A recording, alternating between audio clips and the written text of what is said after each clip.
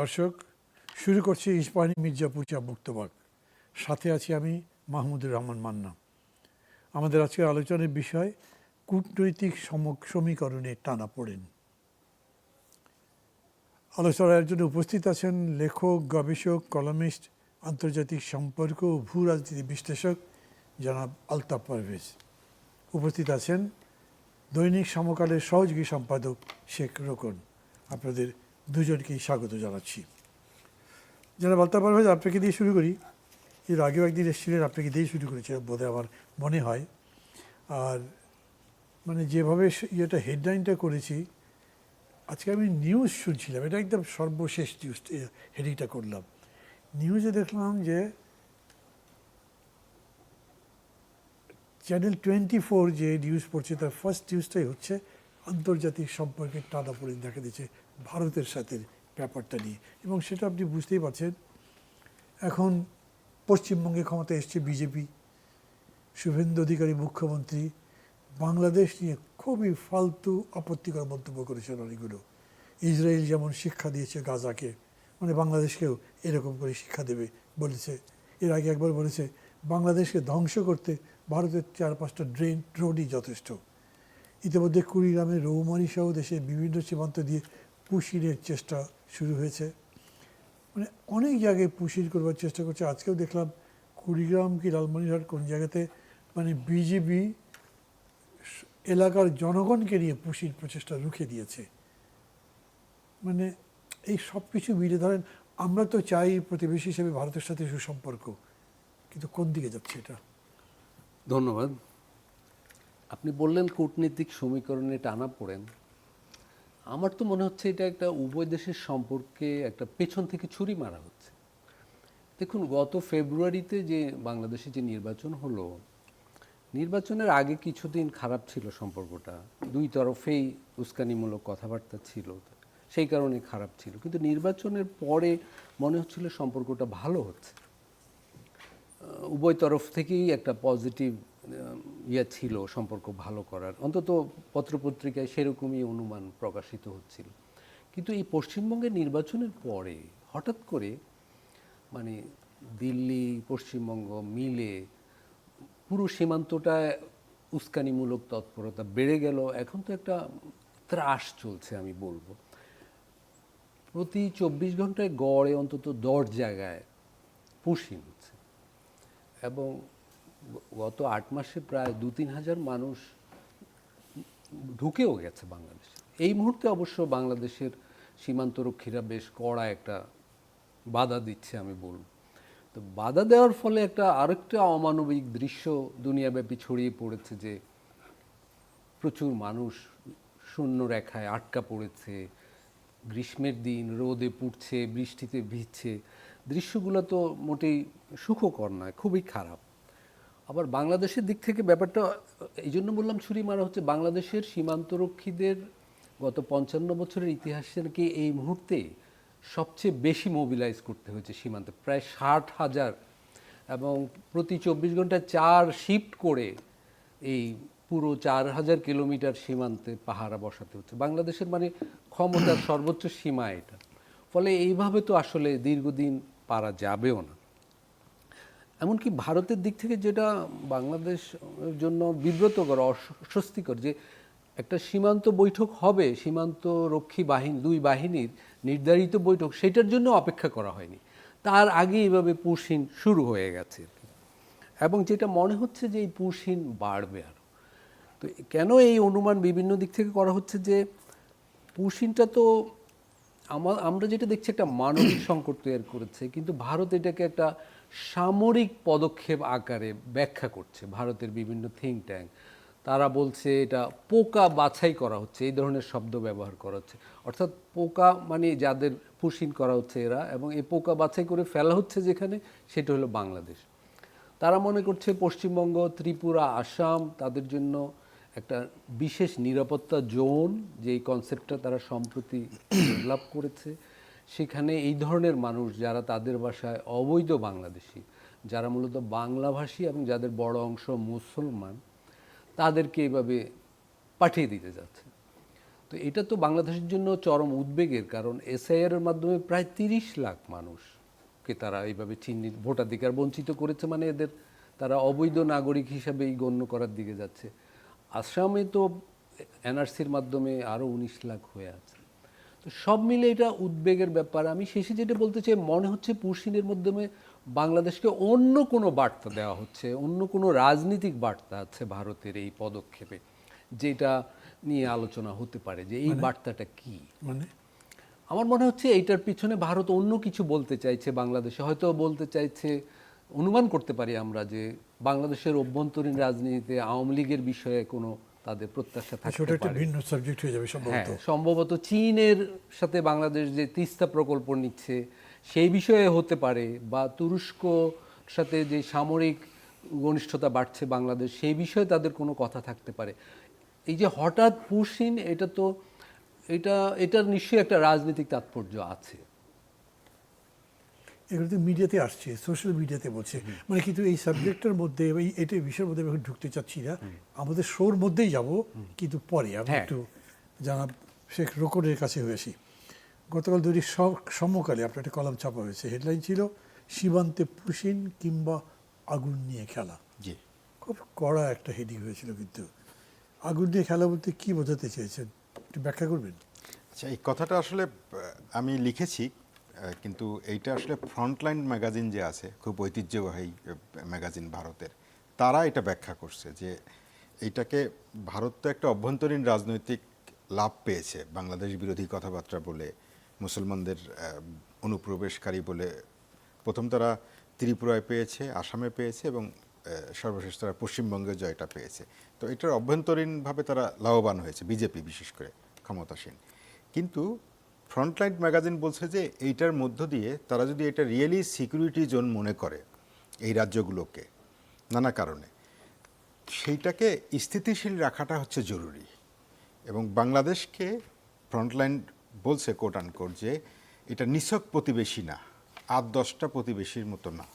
বাংলাদেশের সঙ্গে ভারতের কৌশলগত এবং জাতীয় স্বার্থ জড়িত অনেকগুলো। এর মধ্যে একটা হচ্ছে বঙ্গোপসাগরে ভারসাম্য রক্ষা করার ব্যাপার, কারণ বাংলাদেশ যদি সুসম্পর্ক না থাকে তাহলে বঙ্গোপসাগরে যে ভারসাম্য রক্ষা করতে চায় পরাশক্তিগুলো, বিশেষত চায়না এবং ইন্ডিয়া মিলে এদিকে, সেটা ঠিক থাকবে না। ইন্টারেস্টেড। এবং কানেক্টিভিটি উত্তর পূর্ব ভারতের, সেটা বাংলাদেশ সেজন্য জরুরি। জ্বালানি নিরাপত্তার জন্য জরুরি। হয়তো তারা উত্তর পূর্ব ভারতের যে কাঠামোগত কানেক্টিভিটি, অবকাঠামোগত রোড, সেটা হয়তো হতে পারে, কিন্তু জ্বালানির ক্ষেত্রে যদি যায়, পাইপলাইন, বিদ্যুৎ, এগুলো সেটার জন্য বাংলাদেশকে লাগবে। নদী ব্যবস্থাপনার ক্ষেত্রেও তারা বলছে ফ্রন্টলাইন যে এইটা গুরুত্বপূর্ণ। ফলে তারা বলছে যে অভ্যন্তরীণভাবে কিছু হাততালি কুড়ানোর জন্য পূর্ব সীমান্তে যে অস্থিরতা তৈরি করা হচ্ছে, এইটা ভারতের জাতীয় স্বার্থকে ক্ষুণ্ণ করবে, ঝুঁকিতে ফেলে দেবে। তো সেইটা আমি আসলে শিরোনামে বলেছি। এবং আপনি খেয়াল করে দেখবেন যে এইটার সঙ্গে তাদের যে অভ্যন্তরীণ রাজনৈতিক পরিস্থিতি, সেটা সব সময় জড়িত ছিল। প্রথম যখন পুশিন ব্যাপারটা সামনে আসে, তখন বিতর্ক হয়েছিল যে এটা কি পুশিন না পুশব্যাক। তখন তারা পুশিন করতো, আমরা পুশব্যাক করতাম। আবার ইন্ডিয়া বলতো যে এটা পুশব্যাক করছে। সেটা বাজপেয়ী সরকারের সময় শুরু হয়েছিল 98 সালে, যদি আপনার নিশ্চয়ই মনে আছে। কিন্তু পরে যখন ইউপিএ সরকার আসলো মনমোহন সিংয়ের নেতৃত্বে 2004 সালে, তখন কমে গেছিল। আবার 14 সালে আমরা দেখলাম যে ইউপিএ সরকার বিদায় হলো, বিজেপি সরকার আবার আসলো, এনডিএ সরকার, তখন আবার এটা শুরু হলো। এবং আমি ঘটনাচক্রে রৌমারীর বাসিন্দা, আমার গ্রামের বাড়ির রৌমারীতে। এইটা আপনার মনে আছে যে সেই বড়াইবাড়ির সীমান্তের সেই ঘটনাটা, এটা বাজপেয়ী সরকারের সময় ছিল। এবং এবারও পুশিনের সময় কিছু রৌমারীতে ঢোকানোর চেষ্টা করা হচ্ছে। সেখানে লোকজন তো রাত জেগে পাহারা দিচ্ছে, বিজিবিরা তো আছেই, কিন্তু স্থানীয় জনসাধারণ তারাও পাহারা দিচ্ছে। তো এই যে অভ্যন্তরীণ রাজনৈতিক লাভের জন্য, সাময়িক লাভের জন্য বাংলাদেশের মতো একটা গুরুত্বপূর্ণ প্রতিবেশীর সঙ্গে সীমান্ত তারা অস্থিতিশীল করতে চাচ্ছে, সেইটা ভারতের জন্য আগুন নিয়ে খেলার নামান্তর। কারণ ভারত বাংলাদেশের যেমন প্রায় একমাত্র প্রতিবেশী ভারত, কিছু অংশ মিয়ানমারের কথা বাদ দিলে, ভারতের প্রতিবেশীগুলো খুবই বৈচিত্র্যপূর্ণ। সেটা শ্রীলঙ্কা, নেপাল, ভুটানের কথা বলছি না, আমরা যদি চীন এবং পাকিস্তানের কথা ধরি, তাহলে সেদিকে তাদের অনেক বৈচিত্র্য এবং বিরূপ পরিস্থিতি আছে। যদি বাংলাদেশের মতো শান্তিকামী, সবসময় আমরা যারা প্রতিবেশীর সঙ্গে ভালো সম্পর্ক চেয়ে এসেছি, সেই দেশকে একটা শত্রু খাড়া করা, তাকে ভারতকে যদি ভারতের দিক থেকেও দেখা যায় ভারতকে ক্ষতিগ্রস্ত করবে, তার অস্থিতিশীলতা, তার উন্নয়নের প্রশ্ন।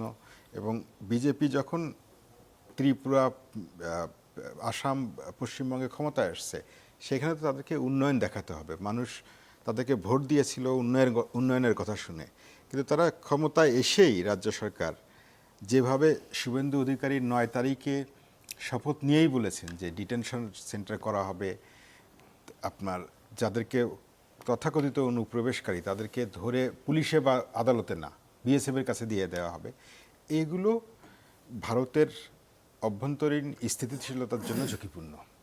মানে আপনি এই যে যারা আলতাফ পারভেজ যেরকম বললেন যে এটার পেছনে অন্য কোনো এজেন্ডা থাকতে পারে, এরকম মনে করেন? আগুন নিয়ে খেলা মানে কি একেবারে ওয়ান সাইডেড একটা, মানে আপনি বুঝে শুনে একটা রিস্কি গেমের মধ্যে গেছেন। আর নিশ্চয়ই। আপনি যদি কোনো আলটেরিয়ার মোটিভ থাকে, ভেতরে ভেতরে কিছু থাকে, তাহলে আপনি কুললি যাচ্ছেন। আপনি হয়তো বাইরে বাইরে ধমক দিচ্ছেন, ভাব করছেন, কিন্তু ভেতরে ভেতরে আপনার অন্য গেম আছে। এনিওয়ে, আলোচনাটা পরেই করবো, কারণ ভারতের সাথে আমাদের অনেক ইস্যুই আছে। এই একটা ইস্যু তো এটা একটু বড় হয়ে আসছে, এবং এটা কতদিন ধরে থাকবে, কতদিন চলবে তাও জানি না। জনাব আলতাফ পারভেজ, আমি আপনার কাছে জিজ্ঞেস করছি তিস্তার পানি বন্টন নিয়ে। পশ্চিমবঙ্গে যখন তৃণমূল সরকার ছিল তখন সাবেক প্রধান মুখ্যমন্ত্রী বাধা দিয়েছিলেন, মমতা ব্যানার্জি। কেন্দ্রীয় সরকার এমনটাই বলে এসছে এবং সেটাকে ইউজও করেছে। এখন পশ্চিমবঙ্গেও বিজেপি, সেন্টারও তো বিজেপি। তিস্তার পানি বন্টন চুক্তির ব্যাপারে কোনো আশাবাদ দেখেন? আসলে শুভেন্দু মানে একভাবে দেখেন যে শেষ পর্যন্ত কিন্তু ওই টানাপোড়েনের প্রশ্নেই আসে। হ্যাঁ, না আসলে পুশিন বা তিস্তার পানি, এগুলো আসলে বিষয়গুলো যদি কারিগরি ধরেও নিই, আসলে কারিগরি নয় শেষ বিচারে, এগুলো রাজনৈতিক সিদ্ধান্তের ব্যাপার এবং নয়াদিল্লির সিদ্ধান্তের ব্যাপার। এবং আরও যদি এগিয়ে বলি, আরএসএস বিজেপি কিভাবে দেখে বাংলাদেশকে, সেইটার উপর নির্ভর করে। আসলে যেই কথাগুলো বলা হচ্ছিল যে মমতা দিচ্ছে না, এটাও আমার তখন বিশ্বাসযোগ্য মনে হতো না। ভারতের কেন্দ্রীয় সরকার চাইলে কোনো প্রাদেশিক সরকার বাধা হয়ে দাঁড়াতে পারে এরকম মনে হয়নি। কিন্তু এখন তো শুভেন্দু অধিকারী বা মানে বিজেপি পশ্চিমবঙ্গে আছে, দিল্লিতেও ওরা আছে, আপাত দৃষ্টিতে মনে হতে পারে। এবং ঢাকায় পশ্চিমবঙ্গের নির্বাচনের পরে এটা দু একদিন আলোচ্য বিষয় ছিল যে এবার বোধহয় তিস্তার পানি পাওয়া যাবে, কিন্তু আসলে এটা হওয়ার সম্ভাবনা কম। পুশিন সেটা ইঙ্গিত দিচ্ছে। এবং শুধু তিস্তা চুক্তি তো একটু জটিল বিষয়ই, গঙ্গা চুক্তি নবায়ন হবে কি না সেটাই এখন প্রশ্নবিদ্ধ। আসলে যে জলের প্রশ্ন, পুশিন, বাণিজ্যিক ভারসাম্য, সীমান্ত হত্যা বন্ধ করা, দেখুন গত বছরও ৩৫ জন বাংলাদেশি সীমান্তে মারা গেছে। এর আগের বছর 2024-এ মারা গিয়েছিল 30 জন। এগুলোকে আমরা নাম্বার বানিয়ে ফেলেছি, কিন্তু এরা তো মানুষ। 30 জন মানে 30টা পরিবার, 30টা গ্রাম, আতঙ্ক, 30 কিলোমিটার জুড়ে অন্তত আতঙ্ক, এগুলা ঘটছে। এই ব্যাপারগুলো আসলে কারিগরি সমস্যা নয়, এটা হলো ভারতের কেন্দ্রীয় সরকার, কেন্দ্রীয় দল আরএসএস কিভাবে বাংলাদেশকে দেখে। পুশিনের মাধ্যমে এটা কিন্তু স্পষ্ট যে এই দেখাটা খুব একটা শত্রুর কনসেপ্ট থেকে তারা এটা দেখে। এবং আরএসএসের আসলে সিকিউরিটি ধারণাটা এখানে আমাদের বিবেচনায় রাখতেই হবে। তারা মনে করছে ত্রিপুরা, আসাম, বাংলাদেশ মিলে, ত্রিপুরা, আসাম, পশ্চিমবঙ্গ মিলে একটা আলাদা নিরাপত্তা জোন। সেটা নিরাপত্তা জোনের একটা বড় কারণ এভাবে দেখার যে আসাম এবং পশ্চিমবঙ্গে প্রায় 30% মুসলমান, ত্রিপুরায় 10%। তারা এটা ওইভাবেই চিন্তা করছে, অর্থাৎ একটা সাম্প্রদায়িক চোখ দিয়ে তারা এগুলো দেখছে। তো পানির প্রশ্নেও, পানি বন্টনের প্রশ্নেও সেইটা থেকে বেরিয়ে তারা আলাদাভাবে এটা বিবেচনা করবে এইটা মনে হয় না। এবং অন্যান্য দ্বিপাক্ষিক বিষয়গুলো তারা সেভাবেই বিবেচনা করবে যেভাবে আরএসএসের মূল বাংলাদেশ ভাবনাটা যেরকম সেভাবেই বিবেচনা করবে বলে আমার মনে হয়। ফলে তিস্তার পানি নিয়ে সহসা চুক্তি হবে এমন আশা করা যায় না আসলে। মানে কি আপনাকে একই প্রশ্ন করতেছে, তার মানে আপনি মনে করছেন যে আরএসএসের, সো টু সে বিজেপির, মানে বাংলাদেশ সম্পর্কে একটা আলাদা দৃষ্টিভঙ্গি আছে, স্পেশাল। এবং অবশ্যই এটা একটা রাজনৈতিক দৃষ্টিভঙ্গি। দেখুন আওয়ামী লীগ আমলে পুশিন তো এভাবে হয়নি, এখন হচ্ছে। এবং পশ্চিমবঙ্গের নির্বাচনের পরপরই বেড়ে গেল, এটা অবশ্যই একটা রাজনৈতিক কর্মসূচি আকারে দেখতে হবে। না, এখানে তারা জিতেছে, এখন সেটা করতে পারে, যতক্ষণ জিতে নাই ততক্ষণ তো করতে পারতো না। হ্যাঁ, তার মানে মানে লাইকওয়াইজ আসাম বা ইয়েতে করে নাই, এতখানি করে নাই, করেছে। হ্যাঁ, কিন্তু এটা যেটা করছে সেটা তো মানে কি বলবো, আমি জানি না এই শব্দটা বলা, কর্মসূচিটা শুরু হয়ে গেল আর কি। মানে এক ধরনের ইনভেশন টাইপের, হ্যাঁ, ইনভেসিভ একটা জি। এন্ট্রি করবার চেষ্টা করা হচ্ছে। ফলে এইটা ওই আমাদের দিক থেকেও রাজনৈতিকভাবে দেখা উচিত এবং নয়াদিল্লির সঙ্গে রাজনৈতিকভাবে আলাপ করার ব্যাপার, সেটা হয়তো পরে আর আলোচনা জি। হবে। শেখ রোকন, আবার আপনার কাছে আসি। আপনি সমকালে 6 জুড়ে যে লেখাটা লিখেছেন সেখানে বলেছেন বাংলাদেশের সীমান্তরক্ষী বাহিনী বিজিবি সঙ্গতভাবে পুশিরের বিরুদ্ধে দৃঢ় অবস্থান নিয়েছে, এবং সেটা আজকের যে রিপোর্টটা আছে ইয়েতেই দিয়েছে, 24-ই দিয়েছে, সেটা আরও বেশি দৃঢ় মনে হচ্ছে। নজরদারি কাজে যোগ দিয়েছে স্থানীয় জনসাধারণও। আর আপনি বলেন আপনি নিজের বাড়ি রৌবাড়ি, ওখানে তো দেখছেনই আপনি। সাতক্ষীরা, যশোর, চাঁপাইনবাবগঞ্জ, নওগাঁ, মেহেরপুর, ঠাকুরগাঁও, পঞ্চগড়, লালমনিরহাট সবকটা সীমান্তে অমানবিকভাবে মানুষদের বিএসএফ জোর করে ঠেলে দেওয়ার চেষ্টা করেছিল, কিন্তু ফিরিয়ে নিতে বাধ্য হয়েছে। না হয় বিজেপি পুশ ব্যাক করেছে।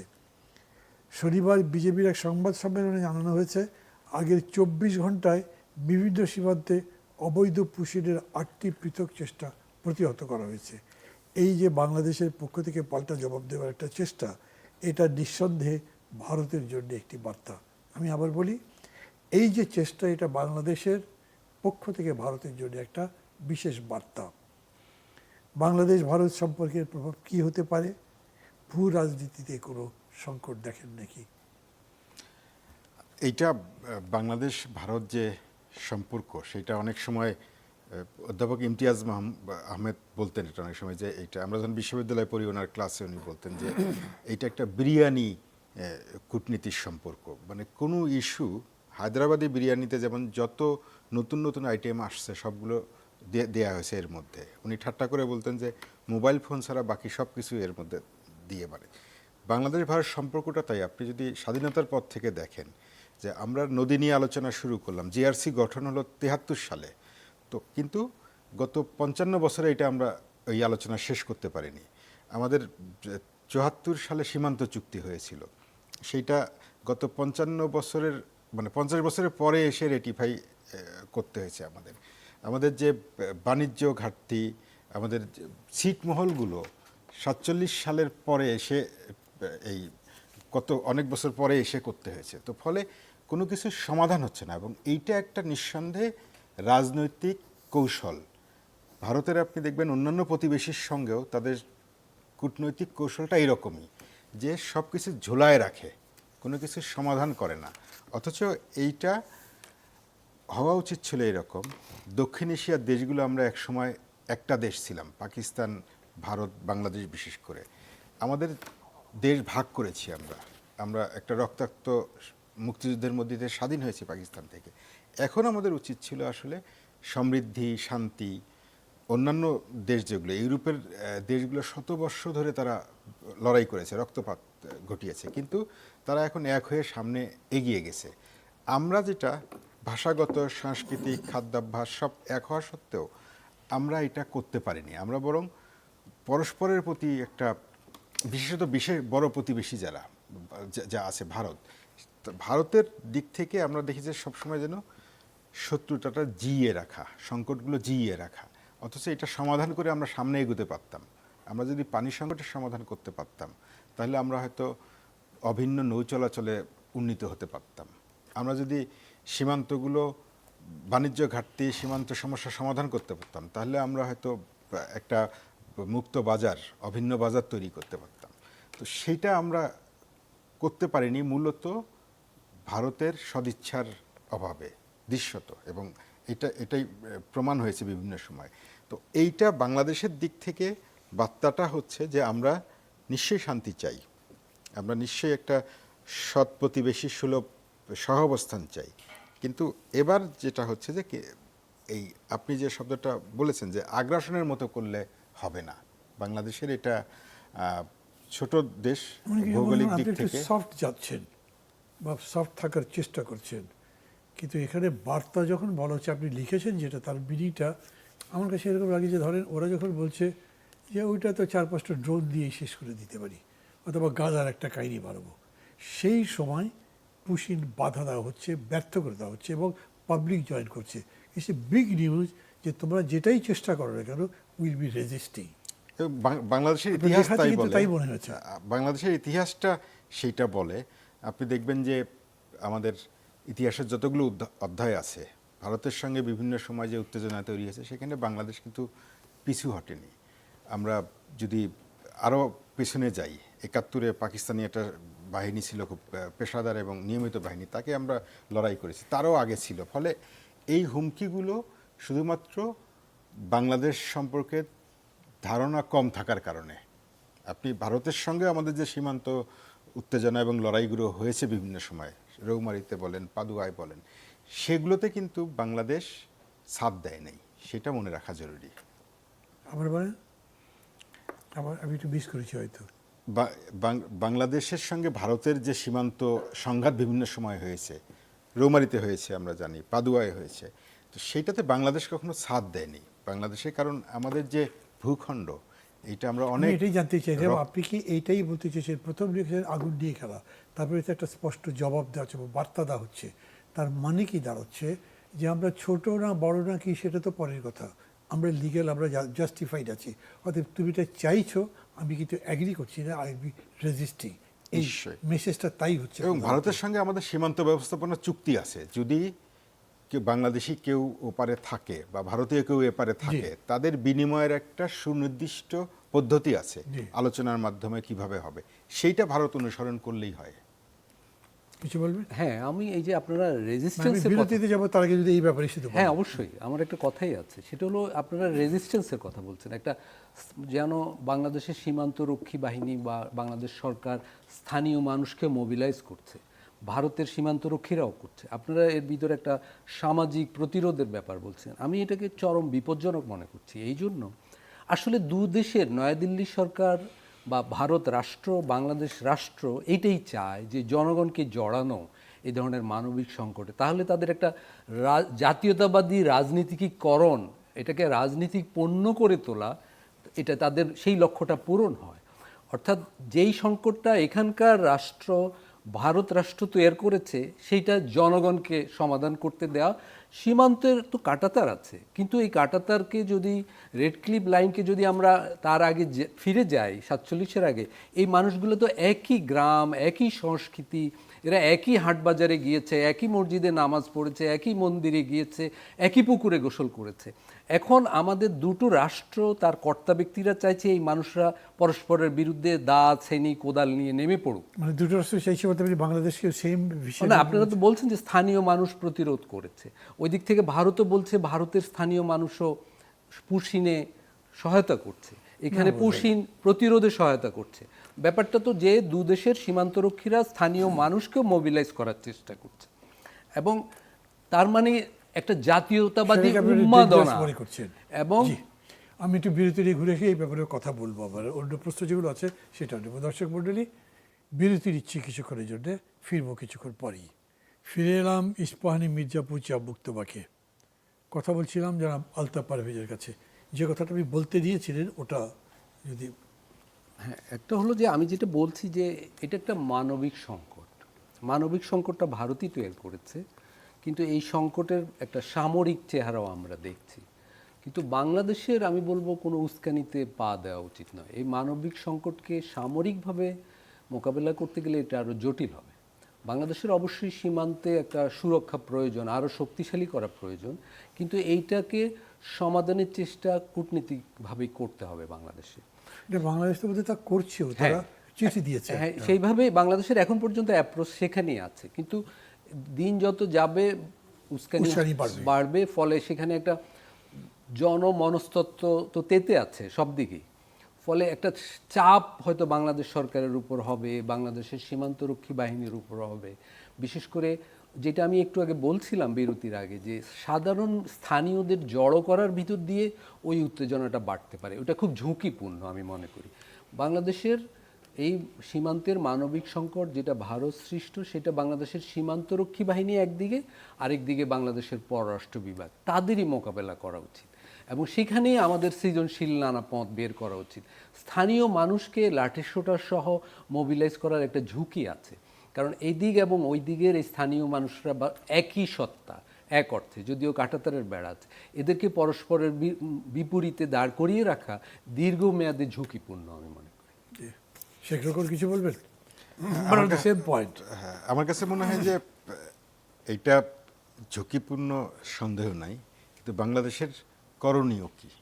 বাংলাদেশের তো বিজিবি আমরা মোতায়েন করেছি, কিন্তু আমাদের এত নাই যে আমরা দীর্ঘ সীমান্ত 4100 কিলোমিটার সীমান্ত, এর মধ্যে কতটা আমরা রাষ্ট্রীয় বাহিনী দিয়ে নজরদারির মধ্যে রাখতে পারবো।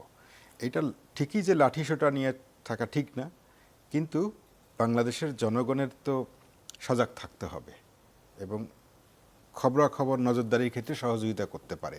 সেইটা ছাড়া এত দীর্ঘ সীমান্ত, এবং বিজিবির একটা রিপোর্টে বলছে যে তারা 70টা সীমান্ত এলাকা আছে যেগুলো তারা ঝুঁকিপূর্ণ মনে করছে, পুশিন হতে পারে। এই দীর্ঘ সীমান্তে জনগণকে সঙ্গে থাকতে হবে, তা নাহলে এই নজরদারিটা শুধু বিজিবির পক্ষে বা সরকারি অন্য বাহিনীর পক্ষে করা কঠিন। উনি যে ঝুঁকির কথা বলছেন সেটা এড়াবেন কীভাবে? সেটা লাঠিসোঁটা না নিলেই হলো, নজরদারিটা রাখলেই হলো। নজরদারি রাখবার কথা বলছেন। হ্যাঁ, এটা লজিস্টিকের ক্ষেত্রে তো জনগণের একটা অংশগ্রহণ, আনসার বাহিনীকে তো ইতিমধ্যে যুক্ত করা হয়েছে, এবং আনসার বাহিনী তো জনগণের ভেতর থেকে তৈরি একটা বাহিনী, সেইটা এগুলো তো লাগবে। এটা আমি এই অংশ না, আমি বলছি কোনোভাবে যেন একটা যুদ্ধংদেহী মনোভাবে প্রস্তুত করা না হয়। আর করণীয় বিষয়ে যদি আপনি পরে বলেন, আমার মনে হয় অন্য করণীয় আছে, সেটা আমি আলাপ করবো। তার আগে অন্য বিষয়টি বলে একটা জিজ্ঞেস করে যে ধরেন বাংলাদেশ আঞ্চলিক এবং বৈশ্বিক পরিস্থিতিগুলির মধ্যে দ্বন্দ্ব যে হয়, এটা একটা প্রক্সি জোনের মধ্যে করছেন এখন, এই পরিস্থিতি কীভাবে মোকাবিলা করা যাবে? হ্যাঁ, এখানেও সেই ঝুঁকি আছে। আমি তো শুরুতে বলেছিলাম যে এই পুশিনের মধ্যেও আমি ওই ঠান্ডা যুদ্ধের একটা ছাপও দেখছি, যে এখানে চীন, ভারত, যুক্তরাষ্ট্র এরা না একটা ঠান্ডা যুদ্ধে অবতীর্ণ হয়ে আছে, এবং তার একটা ছাপ তো বাংলাদেশের দক্ষিণ সীমান্তে বর্মার সঙ্গে যুক্ত অংশে তার একটা ছাপ পড়ে আছে। এখন মনে হচ্ছে এখানেও ছাপ পড়ে আছে। আপনি হয়তো খেয়াল করেছেন যে পশ্চিমবঙ্গের নির্বাচনের পর বেশ অভাবনীয় একটা ঘটনা ঘটেছে। ডোনাল্ড ট্রাম্প নরেন্দ্র মোদীকে অভিনন্দন জানিয়েছেন এই নির্বাচনী ফলের জন্য, এবং আরও আমরা দেখলাম যে যুক্তরাষ্ট্রের পররাষ্ট্র সচিবও পশ্চিমবঙ্গ সফরে আসবেন। এগুলো হয়তো স্রেফ অর্থনৈতিক জায়গা থেকেও দেখতে পারি, কিন্তু এটা অবশ্য ভূ রাজনৈতিক জায়গা থেকেও দেখার সুযোগ আছে। ভারতের সাথে ইসরায়েলের সম্পর্ক ক্রমাগত গভীরতা পাচ্ছে, সেটা নিয়ে বাংলাদেশ কিছু বলেনি, কিন্তু সেটাও একটা বিবেচনাযোগ্য বিষয় এই অঞ্চলে। এবং একটা বিষয় আমাদের আলোচনায় আসেনি বাংলাদেশের জন্য, সেটাও উদ্বেগের, যে দক্ষিণ সীমান্তে আরাকানে কিন্তু আবার নতুন করে বামাররা সামরিক অভিযান শুরু করেছে পূর্ণাঙ্গভাবে, এবং আরাকান আর্মিও একটা চূড়ান্ত যুদ্ধে লিপ্ত হয়েছে গত সপ্তাহে। ফলে এই দিক থেকে তো আবারও এই যুদ্ধে যদি আরাকান আর্মি জিতে, তাও এক ধরনের শরণার্থী আসবে, আবার বামাররা জিতলেও আরেক ধরনের শরণার্থী আসবে। মানে বাংলাদেশ দুই সীমান্তে প্রায় 4 দিকেই একটা এই ধরনের সংকটের মুখে পড়েছে, এবং এই সবগুলো ঘটনায় কিন্তু ভূ রাজনৈতিক বিষয় জড়িয়ে আছে। ফলে এখানে বাংলাদেশের আসলে কূটনীতিক দক্ষতা বা একটা কূটনীতিক চ্যালেঞ্জ বাংলাদেশের সামনে হয়েছে। কিন্তু এই সময় আবার আমাদের যিনি পররাষ্ট্রমন্ত্রী, উনি জাতিসংঘে সাধারণ পরিষদের সভাপতি হয়ে গেছেন। এইটা বাংলাদেশের জন্য কতটা ভালো হলো, কতটা খারাপ হলো, সেটা আরও দীর্ঘ একটা আলোচনার বিষয়। কিন্তু যেটা আমরা দেখলাম, এই পররাষ্ট্রমন্ত্রী কিন্তু কিছুদিন আগে ভারত গেলেন, সেখানে কি আলোচনা হলো আমরা জানি না।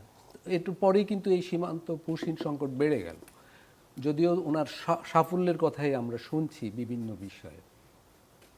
সেরকম ওনার কথা তো শুনলেন, আমি সাথে যোগ করে আপনাকে বলি, মানে একদিকে রোহিঙ্গা ইস্যু আছে, বঙ্গোপসাগরে সাবমেরিন বেজ হয়েছে, বাংলাদেশের চীনের আধিপত্য প্রতিষ্ঠা হয়েছে, আমেরিকার সাথে সাম্প্রতিক বাণিজ্য চুক্তি, আবার সবচেয়ে বড় বর্ডার শেয়ারিং প্রতিবেশী হিসেবে ভারতের সাথে দীর্ঘদিনের আমাদের যে সম্পর্কের টানাপোড়েন, অন্যদিকে আবার কৌশলগত স্থাপনায় রাশিয়ার বিনিয়োগ, সব মিলে ভূরাজ্যে একটা জটিল সমীকরণ দাঁড়িয়ে যাচ্ছে না, একটা জটিল সমীকরণ দাঁড়িয়ে যাচ্ছে কিনা, উনিও সেটাই বোধহয় ইঙ্গিত করেছেন বলতে। এখন বাংলাদেশের অবস্থান কি হতে পারে বা কি আছে মনে করছেন? বাংলাদেশের মতো দেশগুলো এই অঞ্চলে না, পৃথিবীর বিভিন্ন অঞ্চলেই বাংলাদেশের মতো দেশগুলো কি করে, যে যে শক্তিশালী পরাশক্তিগুলো থাকে এদের মধ্যে এক ধরনের ভারসাম্য চেষ্টা করে। ধরেন আমাদের প্রতিবেশী নেপাল আছে, নেপাল তো একেবারে তার পূর্ব পাশে চীন, উত্তর পাশে চীন, দক্ষিণ পাশে ভারত। তো এর মধ্যে তারা ভারসাম্য তৈরি করে চলছে। বাংলাদেশ একদিন পর্যন্ত, 2-1 বছর আগ পর্যন্ত বাংলাদেশ এটাই করে আসছে, যে সবসময় পরাশক্তিগুলোর মধ্যে একটা ভারসাম্য তৈরি করার চেষ্টা করেছে, যাতে কারো প্রভাবটা বেশি না হয়, আর কারো ঝগড়া যেন আমরা আমাদের উঠোনে নিয়ে না আসি, সেটা সবসময় করেছে। কিন্তু গত 2-1 বছরে যেটা দেখলাম, যে ওই ভারসাম্যটা সম্ভবত নষ্ট হয়ে যাচ্ছে গত 2-1 বছরে। গত 2-1 বছর 2-1 বছরে আমি এইভাবে দেখি জিনিসটা, যে এইটা চীন এবং ভারতের তাদের একটা প্রতিযোগিতা আছে, সুপার পাওয়ার কে হবে, বাণিজ্যে কে যাবে, এগুলো নিয়ে।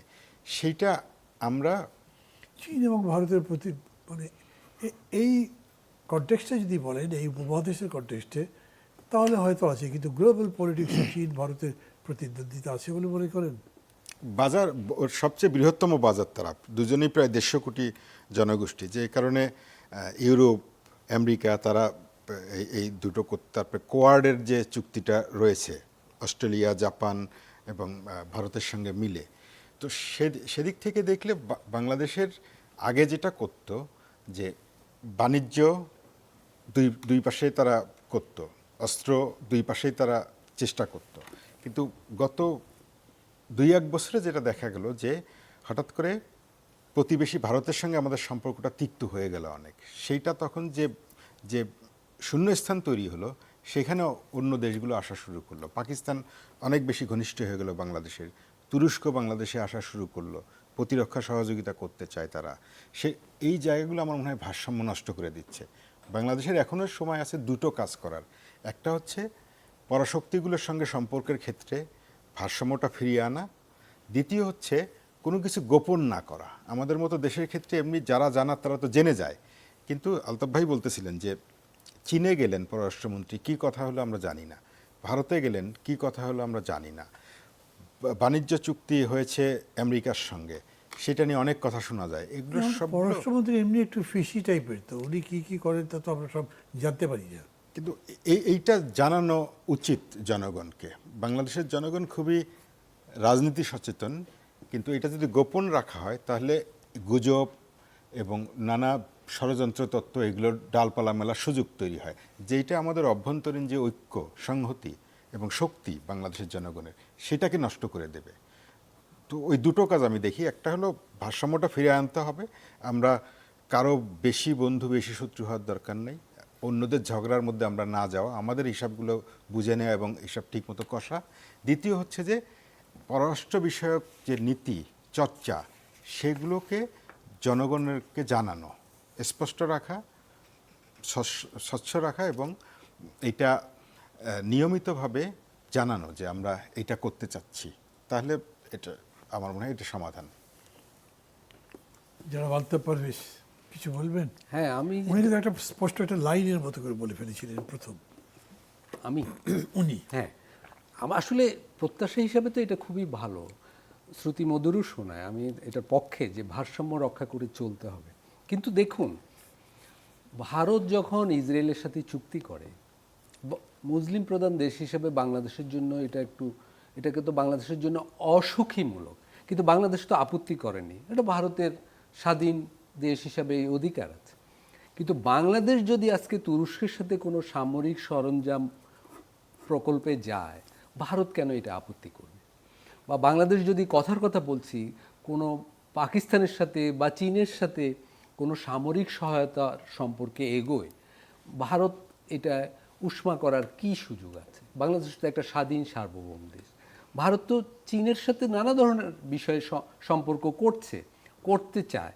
তাহলে বাংলাদেশ যদি তিস্তা মহাপরিকল্পনা করে চীনের সাথে, তিস্তা মহাপরিকল্পনার অনেক পরিবেশগত সমস্যা নিয়ে বিতর্ক হচ্ছে, সেটা অন্য বিষয়।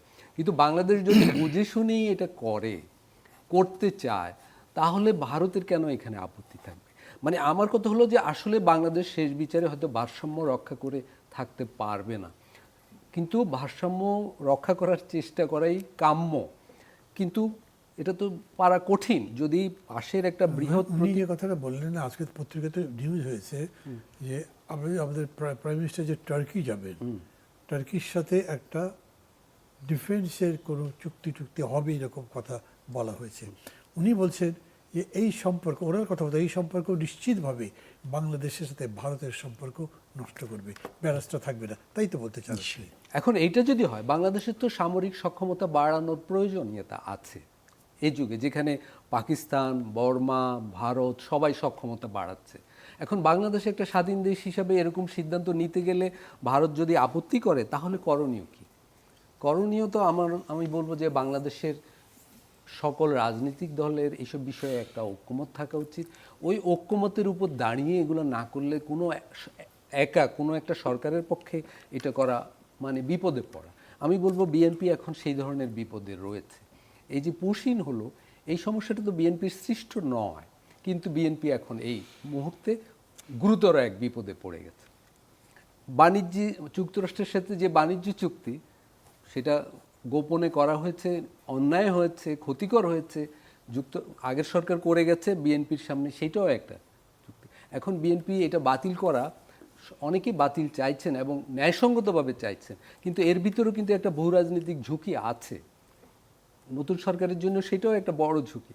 তো এই জন্য ভারসাম্য রক্ষা করা খুবই কঠিন, কিন্তু অবশ্যই ওই লাইনটাই পার্সু করতে হবে। এছাড়া বাংলাদেশের মতো দেশের আর বিকল্প নেই, কিন্তু এটা খুবই কঠিন, দুরূহ আসলে। মানে আমি যদি আপনাকে এরকম করে জিজ্ঞেস করি, ধরেন তুরস্কের সাথে যদি আমাদের কোনো ডিফেন্সের একটা এগ্রিমেন্ট হয়, চুক্তি যেরকম করেই বলেন, এমওইউ যেটাই হোক, should you go for that or not? না, এটা হওয়ার আমি তো বাস্তবতা আছে। বাংলাদেশকে যেই পরিস্থিতিতে বাংলাদেশ পড়ছে, এতে তো একটা সামরিক সক্ষমতা বাড়ানো প্রয়োজন। তবে আমি এখানে একটা পয়েন্ট যুক্ত করতে চাই, তুরস্কর সাথে সক্ষমতা, যে কোনো ধরনের চুক্তি এবং রোহিঙ্গা ইস্যুকে খুব সচেতনভাবে আলাদা রাখা উচিত। যারা শেখ রাখুন, আমার মনে হয় যে বাংলাদেশ এখন পর্যন্ত আমরা যেভাবে পররাষ্ট্রনীতি চর্চা করে এসছি, সেটা হচ্ছে একটা ইউরোপ আমেরিকা দূরের দেশ আছে, কিন্তু কাছের দেশগুলোর মধ্যে আমরা সাধারণত চীন এবং ভারতের মধ্যে একটা ভারসাম্য তৈরি করছে। আমি বলছি যে সেইটা অব্যাহত রাখা উচিত, কারণ বাংলাদেশের যে অঞ্চলটা, এটা চীনের এবং ভারতের ব্যাকইয়ার্ড, যারা এখানে তারা অনেক বেশি ব্যাকইয়ার্ড বটে। তো ফলে ভারত এবং চীনের যে ভারসাম্য, সেইটার মধ্য দিয়ে বাংলাদেশ তার পররাষ্ট্রনীতির ভারসাম্যটা রাখতে পারে। আমি যদি নতুন কোনো শক্তিকে এখানে যুক্ত করি সামরিক এবং পররাষ্ট্রনীতির ভারসাম্যের ক্ষেত্রে, সেইটা আমরা জানি না, সেটা আমাদের অচেনা জগৎ। আমাদের চেনা জগৎটা হচ্ছে এই দুটো দেশের মধ্যে ভারসাম্যটা রাখা। মানে ধরেন তিস্তা চুক্তির প্রশ্নে যদি আসে, কি প্রতিষ্ঠান দেবেন? তিস্তা চুক্তির ক্ষেত্রে তো আমি অনেকবারই লিখেছি এবং বলেছি এটা যে যেটা করা উচিত, যে তিস্তা মহাপরিকল্পনা যেটা বাস্তবায়ন করতে চায় সরকার, সেটা ভারতের সঙ্গেও না, চীনের সঙ্গেও না। আমরা দেখছি আওয়ামী লীগ শেষ সময় এটা ভারতের সঙ্গে করতে চেয়েছিল, অন্তর্বর্তী সরকার এসে এটা চীনের সঙ্গে করতে চেয়েছে। এটা আসলে বহুপাক্ষিক হওয়া উচিত। যেমন পদ্মা সেতুর উদাহরণ আমাদের সামনে আছে, যে সেখানে কিন্তু চীনও আছে, ভারতও আছে। তিস্তা মহাপরিকল্পনার ক্ষেত্রে হওয়া উচিত যেটা, যে ভারতের সঙ্গে দ্বিপক্ষীয় চুক্তির মধ্য দিয়ে পানির নিশ্চয়তা নেওয়া, চীনের কারিগরি এবং আর্থিক দিকে সহযোগিতা নেওয়া, এর সঙ্গে বিশ্বব্যাংক বা এডিবির মতো প্রতিষ্ঠানগুলোকে রাখা, যারা এটার পরিবেশ দিকটা ঠিক রাখবে। এমনকি নেদারল্যান্ডসের মতো দেশ, যারা কারিগরিভাবে অনেক উৎকর্ষতা সাধন করেছে, তাদেরকে রাখা। মানে বহুপাক্ষিক রাখাটা হচ্ছে বাংলাদেশের মতো দেশের জন্য, তিস্তা মহাপরিকল্পনার ক্ষেত্রে তো বটেই, অন্যান্য সব ক্ষেত্রেই বহুপাক্ষিকতাটা হচ্ছে আমাদের জন্য স্বস্তির। যে কোনো একপাক্ষিকতা আমাদেরকে অন্যের ঝগড়ার মধ্যে ঠেলে দেবে। সাধারণভাবে বলতে গেলে ধরেন এর মধ্যে কোনো বিতর্ক করবার জায়গা নেই, কিন্তু তিস্তাতে এরকম বহুপাক্ষিকতার জায়গা আছে কি? এটা আমরা পদ্মা সেতুতে তো দেখিয়েছি যে সম্ভব, কিন্তু করিনি তো। পরে তো চীন কাজটা করলো, আবার যে রেল লাইন হলো মংলা পর্যন্ত গেল, এটা তো ভারতীয় অর্থায়নে, মানে পদ্মা সেতু প্রকল্পে আলাদা করে। আর প্রথম যেভাবে হওয়ার কথা ছিল বিশ্বব্যাংক সহ, সেটা বহুপাক্ষিকই ছিল। পরে তো আমরা বিশ্বব্যাংক চলে যাওয়াতে বাকিরা সরে গেল। সেটা মনে করছি আপনি তিস্তাতে সম্ভাবনা দেখেন আমি কিংবা মনে ধরেন যে ইয়েতে পদ্মা ব্যারাজ। পদ্মা ব্যারেজের ক্ষেত্রে কিন্তু আপনি খেয়াল করে দেখবেন যে এইটা 2016 সালে শি জিনপিং আসলেন বাংলাদেশে, এই প্রথম বাংলাদেশ এবং চীন একটা পানি ব্যবস্থাপনার কথা আসলো তাদের এমওইউতে। তারপরে পদ্মা ব্যারেজ নিয়ে ভারত আগ্রহ প্রকাশ করেছে। আমরা যেটা অনেকে এত খেয়াল করি নাই যে জাপানও আগ্রহ প্রকাশ করেছিল যে তারাও এটা করতে চায়। তো পদ্মা ব্যারেজের বা গঙ্গা ব্যারেজ যাই বলি, এর মধ্যেও আপনার সম্ভব যেটা বহুপাক্ষিক করে তোলা। আমি আমার ক্ষুদ্র অভিজ্ঞতা এবং বুদ্ধিতে যদ্দূর বুঝি যে বাংলাদেশের মতো দেশগুলোর জন্য বহুপাক্ষিকতাই একমাত্র নিরাপদ। Theoretically there is no debate on this, আমি মনে করি তা তো নাই বোধ হয়। কিন্তু তারপরেও ধরেন আমাদের কিন্তু আলোচনাটা এরকম হচ্ছে যে আমাদের পাশেই যেহেতু একেবারেই পাশে ভারত এবং এখন পুঁশিটা বড় ইস্যু, আবার আমাদের বেশ কাছাকাছি হচ্ছে চীন, এই দুটো নিয়ে কথা বলছি। কিন্তু এটার সাথে বা উপরে বা পাশে আমেরিকা যেরকম করে আছে এবং তাদের সাথে আমাদের যে বাণিজ্য চুক্তি একটা হলো, সেটার প্রভাব তো উভয় দেশের উপরই আছে। সেটাকে মিলে কী করবেন আপনি এখন? মানে নিজেকে মিলিটারিলি স্ট্রং করতে চান, আপনি টার্কির সাথে যদি কোনো কিছু করেন তাহলে তো আমেরিকা আপত্তি নাও করতে পারে, কিন্তু চীনের সাথে করলে যে তারা আপত্তি করবে সেটা তো ঘোষিত ব্যাপার, করতে পারবেন না। না, এখন চ্যালেঞ্জ তো দেখুন, আমি বলবো বাংলাদেশের তো ছোট দেশ, এর অর্থনৈতিক সামর্থ্য ছোট।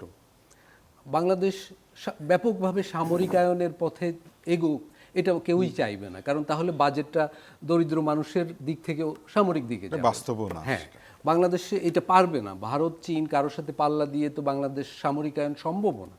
কিন্তু এই যে আজকে আমরা দেখলাম 4000 কিলোমিটার জুড়ে যদি পুশিন হয়, তাহলে এখানে তো আমাদের সীমান্ত রক্ষী বাহিনীর সামর্থ্য বাড়াতেই হবে, আমাদের নানা ধরনের ড্রোন বিমান তো কিনতে হবে। এটা আমি বলতেছি, এই বাস্তবতা ভারত মানে তার সামনে পড়ে গেছি আমরা। পড়ে তা আমাদেরকে ফেলে দেওয়া হচ্ছে। এখন আমার সহালোচক বললেন যে আমাদের উদ্যোগগুলো যদি বহুপাক্ষীয় হয় ভালো, অবশ্যই শুনতেও ভালো লাগে এবং তাই হওয়া উচিত।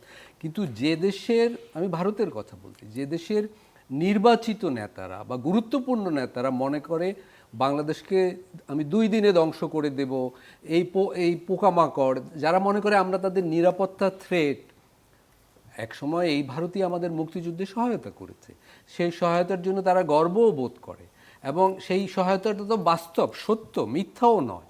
কিন্তু সেই দেশ কেন বাংলাদেশকে নিরাপত্তা থ্রেট মনে করছে? বাংলাদেশ তো ভারতের কোথাও কখনো আক্রমণ করেছে বা আক্রমণের হুমকি দিয়েছে? অন্তত কোনো নির্বাচিত সরকার সেটা করেনি। তাহলে এখন বাংলাদেশ সম্পর্কে যদি ভারতের অফিসিয়াল নেতৃত্বে, আপনি বিষয়টা মনে রাখেন, আমি আপনাকে মাঝখানে একটা প্রশ্ন করি, এটাকে আপনি মনে করেন যে ভারত আমাদেরকে তাদের নিরাপত্তার জন্য ঝুঁকি মনে করে, নাকি তাদের নিরাপত্তা বলয় তারা যেরকম করে তৈরি করতে চায় সেখানে বাংলাদেশের এই রকম উপস্থিতিকে ডিস্টার্বিং মনে করছে? তারা আসলে মনে করে যে এটা একদম সাদামাটা ভাষা বললে যে স্পর্শকাতর সিদ্ধান্তগুলো নেওয়ার ক্ষেত্রে বাংলাদেশ ভারতের অনুভূতি মর্যাদা দিবে। তাই ভারতের অনুভূতি মানে তার ইচ্ছা অনিচ্ছাকে মর্যাদা দিবে। এখন বাংলাদেশ হয়তো 55 বছর ধরে সেইটা চেষ্টা করেছে। মানে ডিপ্লোম্যাটিক ল্যাঙ্গুয়েজগুলো সবসময় ইভেসিভ, হয়তো হ্যাঁ। মর্যাদা দেবে কথাটার মানে কি? মানে তার ইচ্ছা অনিচ্ছা মেনে নেবে। তাই তো, তাহলে এটা মর্যাদা হলো না তো, আপনি আমারটা মর্যাদা দিলেন না, কিন্তু আপনারটাকে আবার তা মর্যাদা দিলেন। এখন কথাটা তো তাই দেখুন, হলো। আমরা যদি শেখ হাসিনার আমলকেই ধরি, আমি আলোচনাটা বাড়াচ্ছি, শেখ হাসিনার সরকার তো ভারতের ইচ্ছা অনিচ্ছাকে খুবই মর্যাদা দিয়েছে। তিস্তার পানি কি পাওয়া গেল? পাওয়া তো যায়নি। তার মানে কি, এই ধরনের শক্তি একতরফা চাইছে, তার ইচ্ছা অনিচ্ছার মর্যাদা চাইছে একতরফাভাবে, যেটা বাংলাদেশের জন্য আসলে ধারাবাহিকভাবে মেনে নেওয়াটা দুরূহ আমি বলব। ফলে ওই জায়গায় দাঁড়িয়ে বাংলাদেশ কিছু কিছু বিষয়ে তো স্বাধীন সার্বভৌম দেশ হিসেবে সিদ্ধান্ত নেওয়ার বাস্তবতা আছে। এটা 20 কোটি মানুষের দেশ, তারা তো একটা স্বাধীন দেশ, যুদ্ধের ভিতর দিয়ে স্বাধীন হয়েছে। আমি বলতেছি এই মনস্তত্ত্বটাও আমরা ইগনোর করতে পারবো না। আমাদের সব সরকারের জন্য এটা ঝুঁকিপূর্ণ যে সব বিষয়ে তারা ভারতের ইচ্ছা অনিচ্ছার কাছে সমর্পিত থাকে, 2-একটা বিষয় স্বাধীন সিদ্ধান্ত নেবে না, এইটা প্রত্যাশা করা খুবই কঠিন। এমনকি শেখ হাসিনার সরকার চরম ভারসাম্য রক্ষা করার পরেও তিস্তা বিষয়ে অনেক গোলমাল করে নিজেদের ভাগ্য বিপর্যয়ের কারণ তো ঘটিয়েছে, এটাও তো সত্য। ফলে আমি বলবো যে আমাদের যে কোনো সরকারের জন্য এটা একটা ঝুঁকি। ভারত যেই নীতিটা নিয়েছে আসলে তাদের ওই নীতি সংশোধন করা উচিত। এটা উইন উইন হওয়া উচিত। বাংলাদেশকে একটা স্বাধীন সার্বভৌম দেশ হিসেবে বিবেচনা করার বাস্তবতা রয়েছে। বাংলাদেশ অবশ্যই একটা বৃহৎ দেশের কনসার্নকে সম্মান করবে, কিন্তু এটা একতরফা হওয়ার তো কোনো সুযোগ নাই। জি, শেখ রেকর্ড কি বলবেন? আমি নতুন করে প্রশ্ন করছি না, প্রশ্ন করার অবশ্য আছে, আপনি এটা জবাবটা দিয়ে অথবা প্রশ্নটা আমি একসাথে করিয়ে দিই আপনাকে। করে মানে লেখার আপনার শেষ লাইন একদম লেটেস্ট যেটা লিখেছেন, দেশের অভ্যন্তরে হাততালি কুড়ানোর জন্যে প্রান্ত জুড়ে অস্থিরতা সৃষ্টির এক সীমান্ত নীতি বৃহত্তর জাতীয় স্বার্থকে উপেক্ষার ঝুঁকি তৈরি করে। ভারতের নীতির প্রতি ইঙ্গিত করেছেন আপনি, জি। তাই তো? আপনার বিবেচনায় ভারতের এবং একই সাথে বাংলাদেশের সীমান্ত নীতি, মানে এটা একটু রিলেটেড হলো। আপনি একটু আগে যেরকম করে বললেন যে একটা মাল্টিল্যাটারাল টাইপের কিছু করা, বহুপাক্ষিক করা, আবার এইখানে একটু দ্বিপাক্ষিকভাবে তাদেরকে বিবেচনার কথা বলা হচ্ছে, যেহেতু তারা আলাদা করেই এরকম একটা ঝুঁকি তৈরি করবার চেষ্টা করছে। এইটা তো এটার সাথে এটা মিলে এখন যে পরিস্থিতির আমার সামনে হাতে সব মিলে সম্ভবত 5-6 মিনিট আছে, দুইজে বলবেন 5 মিনিট। আমার কাছে যেটা মনে হয় যে এখন যে পরিস্থিতি, এটা তো বাংলাদেশ তৈরি করেনি, এটা ভারত এই পরিস্থিতিটা চাপিয়ে দিয়েছে। আমার এই লেখাটা আমি বলার চেষ্টা করেছি যে এটা ভারতের দিক থেকে দুর্বলতা, যে তারা যে এই পরিস্থিতি তৈরি করছে এইটা তাদের জন্য বুমেরাং হতে পারে। কারণ ভারত এখন যে বিজেপি সরকার বিভিন্ন রাজ্যে তারা ক্ষমতায় গেছে, তারা আরও ক্ষমতায় যেতে চায়, থাকতে চায়, এই জন্য তাদের কিছু শত্রু তৈরি করা দরকার। সেটা যদি কল্পিত শত্রু হয়, তারা বহু বছর ধরে পাকিস্তানকে শত্রু তো তৈরি করেছে, ভুটান, নেপাল সবই তো তারা বহু বছর পাকিস্তানকে শত্রু হিসেবে দেখাইছে, চীনকে দেখাইছে। আমার আশঙ্কা হচ্ছে এখন তারা বাংলাদেশকে দেখাতে চায় তাদের অভ্যন্তরীণ রাজনীতির জন্য। কিন্তু এইটা তারা যদি বাংলাদেশে দেখাতে গিয়ে তাদের যে পাকিস্তান এবং চীনের সঙ্গে যে সম্পর্কের মাত্রা, সেখানে তারা ভুল করবে। আর বাংলাদেশের ইম্পর্টেন্ট পয়েন্ট, কিন্তু আমি জানি না আমি ঠিকমতো বুঝতে পারছি কিনা বা দর্শক শ্রোতা কীভাবে বুঝছে। আপনি মনে করছেন যে তারা এখন বাংলাদেশকে তাদের এনিমি স্টেট হিসেবে দেখাতে চায়, তাই বলছেন কি? তারা এটা দেখাতে চায়। এটা আপনি যদি নদীর পানি ব্যবস্থাপনার কথা, ভাগাভাগির কথা থেকে আমরা দেখি, আমরা যদি বর্ডার কিলিং দেখি, আমরা যদি পুশিনগুলো দেখি, আমরা যদি ক্রিকেট নিয়ে কি পরিমাণ বাংলাদেশিদের তুচ্ছতাচ্ছিল্য করা হয় সেগুলো যদি দেখি, তাহলে এগুলোর একটা রাজনৈতিক তাৎপর্য আছে ভারতের অভ্যন্তরীণ রাজনীতির জন্য। পাকিস্তানকে দেখাতে চায়, চীনকে দেখাতে চায়। অনেকগুলো সিনেমা আপনি দেখবেন বলিউডের, পাকিস্তান এবং চীনকে ধরে যুদ্ধে জয় হচ্ছে, তাদেরকে অনেক শত্রু দেখাতে। সাম্প্রতিককালে আপনি দেখবেন যে বাংলাদেশকে নিয়ে এরকম কিছু সিনেমা তৈরি হয়েছে সেখানে। তার মানে এইটা একটা বৃহত্তর রাজনৈতিক প্রকল্প ভারতের অভ্যন্তরীণ। সেখানে বাংলাদেশ কি করবে সেটা হচ্ছে আমাদের বোঝার ব্যাপার। আমার মনে হয় যে বাংলাদেশকে সেখানে বহুপাক্ষিকতার ভারসাম্যটা আনতে হবে। শেষ প্রশ্ন আপনার কাছে নিয়ে আসি, যদি আপনাকে দিয়ে শুরু করেছিলাম, ভারতের পুশিন সহ যতগুলো আন্তর্জাতিক ইস্যু আমরা আলোচনা করলাম, কিভাবে ডিল করা উচিত বাংলাদেশের? আমি পুশিনের ব্যাপারটা প্রথমে বলতে চাই।